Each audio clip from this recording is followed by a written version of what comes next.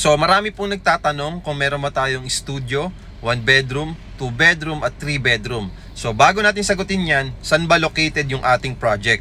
For the studio unit and 1 bedroom unit, located po ito sa EDSA Cubao, malapit sa MRT Station Cubao. So yung cash out po natin sa studio unit ay 29,000 pesos cash out only.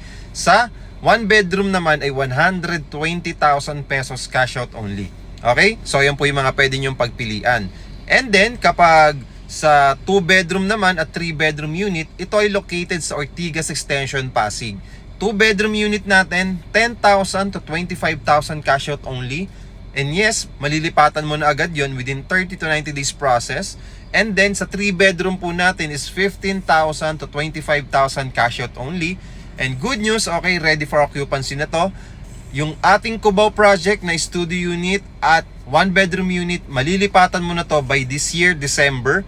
And then yung 2 bedroom and 3 bedroom natin sa Ortigas Extension, Pasig ay malilipatan mo na agad-agad within 30 to 90 days process. So ibig sabihin, si Cubao project po natin ay pre-selling stage pa siya. So meron pa siyang discount at nasa lowest price pa siya. Sa atin, sa Ortigas Extension, Pasig, naka-promo tayo doon na no down payment. Good news, di ba? Lifetime ownership pa. Okay, perpetual ownership. Tapos, no down payment, malapit sa SM. Merong gagawing MRT4. Meron ding commercial strip na sarili itong project na to. At meron na rin mga amenities.